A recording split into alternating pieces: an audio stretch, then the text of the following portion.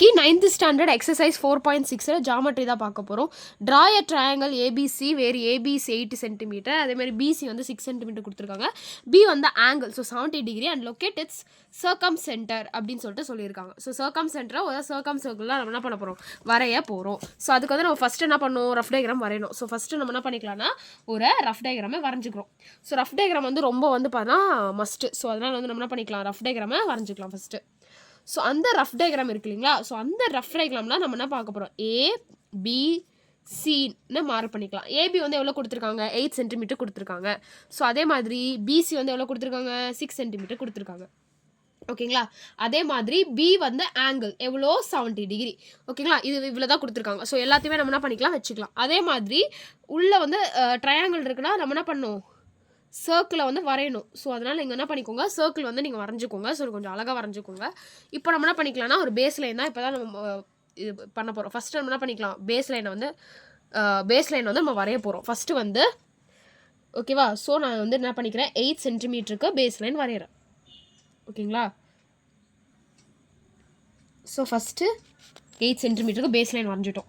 So இது நம்ம என்ன மார்க்கலாம், ஏபின்னு மார்க் பண்ணிக்கலாம். நான் வந்து பெனில் யூஸ் பண்ணுறேன், ஏன்னா உங்களுக்கு வீடியோ வந்து விசிபிளாக தெரியணுன்றதுனால நான் பெனில் வந்து யூஸ் பண்ணுறேன். நீங்கள் வந்து பென்சிலில் தான் போடணும், அப்படி இல்லைனா மார்க் உங்களுக்கு தரமாட்டாங்க. ஸோ இப்போ ஏபி வந்து பார்த்தீங்கன்னா நான் 8 சென்டிமீட்டருக்கு வந்து நான் எடுத்துருக்கிறேன். ஸோ ஏபி வந்து நான் இப்போ 8 சென்டிமீட்டருக்கு எடுத்திருக்கேன். இப்போ நான் காம்பஸில் வந்து பார்த்தீங்க அப்படின்னா இப்போ வந்து பார்த்தீங்கன்னா நான் வந்து ஒரு ப்ரொடெக்டர் எடுத்திருக்கேன். ப்ரொடெக்டர் வந்து நம்ம வச்சுட்டு ஸோ கரெக்டாக வந்து அந்த லைன் வந்து ஆகணும்னா கோயின் சைடு ஆகணும். இப்போ வந்து பார்த்தீங்க அப்படின்னா 70 டிகிரி. ஸோ லைன் வந்து இந்த சைடு போகுது, இந்த சைடு போகுது. ஸோ இந்த சைடுனா நம்ம இந்த சைடில் தான் பார்க்கணும். 0, 10, 20, 30. அப்போ 70 வந்து எங்கே இருக்குது, ஸோ இங்கே இருக்குது. ஸோ 90 டிகிரியோட கம்மியாக இருக்குது. ஸோ அப்போ நம்ம என்ன பண்ணலாம், 90 டிகிரி இந்த சைடு தான் வரும். ஸோ கரெக்டாக நம்ம என்ன பண்ணிக்கிறோம், 90 டிகிரியில் நான் பாயிண்ட்டை வச்சுக்கிறேன். இப்போ நம்ம என்ன பண்ண போகிறோம்னா இந்த பாயிண்ட்டை வந்து என்ன பண்ண போகிறோம், இன்டர்செக்ட் பண்ண போகிறோம். அதாவது இந்த பாயிண்ட்டை வந்து நம்ம என்ன பண்ண போகிறோம், லைனை வரைஞ்சிக்க போகிறோம். ஸோ ஏரோ மார்க் போட மறந்துடாதீங்க. ஸோ இது வந்து பார்த்தீங்கன்னா இப்போ நம்ம இப்படி பண்ணியாச்சு. அடுத்து வந்து ஒரு காம்பஸ் எடுத்துகிட்டு காம்பஸில் நம்ம என்ன பண்ணிக்கலாம், 6 சென்டிமீட்டருக்கு மெஷர் பண்ணிக்கலாம். ஸோ நான் என்ன பண்ணிக்கிறேன், இதில் வந்து பார்த்தீங்கன்னா 0ல் வச்சுட்டு 6 சென்டிமீட்டர் இருக்கு இல்லைங்களா, ஸோ 6 சென்டிமீட்டருக்கு கரெக்டாக வச்சுக்கிறேன். ஸோ கரெக்டாக வைக்கணும், அப்படி இல்லைன்னா நம்மளுக்கு சர்க்கிள் வந்து தப்பாக வரும். ஓகேங்களா, ஸோ இப்போ நான் வந்து பார்த்தீங்கன்னா ஒரு 6 சென்டிமீட்டருக்கு வந்து எடுத்திருக்கேன். இப்போ நம்ம பியில் வச்சுட்டு நம்ம என்ன பண்ண போகிறோம், ஆர்க்கை கட் பண்ண போகிறோம். ஸோ ஆர்க்கை கட் பண்ணிக்கோங்க. இப்போ நம்ம என்ன பண்ணலான்னா இந்த 2 மீட் ஆகுது இல்லையா, ஸோ இதுதான் பார்த்தீங்கன்னா சி. ஸோ நம்ம என்ன பண்ணிக்கலாம், இதை இன்டர்செக்ட் பண்ணிக்கோங்க. ஸோ இன்டர்செக்ட் பண்ணிவிட்டு ஸோ மெஷர் எழுத வந்துடாதீங்க, அப்படின்னா உங்களுக்கு வந்து மார்க் தர மாட்டாங்க. ஸோ எல்லாத்தையுமே கரெக்டாக கையோடவே வந்து எழுதிருங்க. இப்போ அவ்வளோதான். இப்போ நம்ம அடுத்த வேலை என்ன பண்ண போகிறோம்னா, நம்ம மோர் தென் ஆஃப் எடுத்துகிட்டு நம்ம வந்து பார்த்திங்கன்னா அந்த சர்க்கம் சென்டரை கண்டுபிடிக்க போகிறோம். சர்க்கம் சென்டர் எப்படி டினோட் பண்ணுவீங்கன்னா எஸ்ன்னு சொல்லிட்டு டினோட் பண்ணுவீங்க. ஸோ அதையும் நீங்கள் நோட் பண்ணிக்கோங்க. இப்போ நான் என்ன பண்ணிக்கிறேன்னா ஏலேருந்து பி.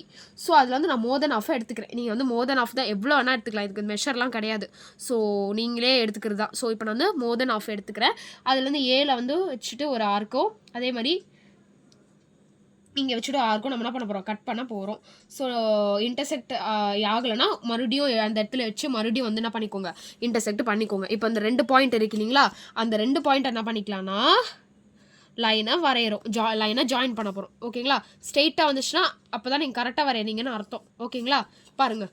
ஸோ இப்போ நான் வந்து வரைஞ்சிட்டேன். இப்போ இதே மாதிரி நம்ம என்ன பண்ண போகிறோம்னா இங்கே சிலேருந்து பியை நம்ம என்ன பண்ண போகிறோம், இங்கேயே வந்து நம்ம என்ன பண்ண போகிறோம், சியில் வச்சுட்டு மோர் தென் ஆஃப் எடுத்துக்க போகிறோம். மோர் தென் ஆஃப் எடுத்துகிட்டு இங்கேருந்து ஒரு ஆர்க்கு அதே மாதிரி பிலேருந்து ஒரு ஆர்க்கு கட் செய்துருங்க. கட் பண்ணக்கப்புறம் என்ன பண்ண போகிறீங்க, இங்கே மறுபடியும் இங்கேருந்து ஒரு ஆர்க்கு அப்புறம் இங்கேருந்து ஒரு ஆர்க்கு கட் பண்ணிக்கோங்க. தெரியுதா, இப்போ நம்ம என்ன பண்ண போகிறோம்னா இந்த பாயிண்ட்டை நம்ம மார்க் பண்ணிக்கிறோம். இந்த பாயிண்ட்டை பண்ணிவிட்டு என்ன பண்ண போகிறோம், இன்டர்செக்ட் பண்ண போகிறோம். இன்டர்செக்ட் பண்ணால் கரெக்டாக இங்கே வரணும், அப்போ தான் நீங்கள் கரெக்டாக பண்ணுறீங்கன்னு அர்த்தம். ஓகேங்களா, அப்படி வரலன்னா என்ன தப்பு பண்ணியிருக்கோன்னு பார்க்கலாம். ஃபஸ்ட்டு பார்த்தீங்கன்னா நான் என்ன பண்ணிக்கிறேன், இன்டர்செக்ட் பண்ணிக்கிறேன். பாருங்கள், இது கரெக்டாக வந்துச்சு பாருங்கள். ஓகே கோ. இப்போ வந்து பார்த்தீங்கன்னா இந்த 2 வந்து மீட் ஆகுது இல்லை, இதுதான் நம்ம எஸ். இப்போ நம்ம அடுத்து என்ன பண்ண போகிறோம்னா சர்க்கிள் தான் டேரெக்டாக வரைய போகிறோம்.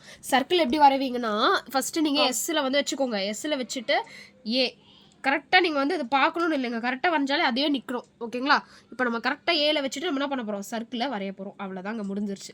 ஃபஸ்ட்டு என்ன பண்ணிக்கலாம், நம்ம சர்க்கிளில் வரைய போகிறோம். பார்த்துக்கோங்க. அவ்வளோதான், முடிஞ்சிச்சு. ஓகே, ஸோ எவ்வளோ அழகாக வருது பாருங்கள். ஃபஸ்ட்டு நம்ம மெஷர் பண்ணிவிட்டு அப்படியே இப்படி நம்ம எடுத்து வரும்போது அதுவே உங்களுக்கு வந்து என்ன ஆகிடும், சர்க்கிள் வந்துடும்.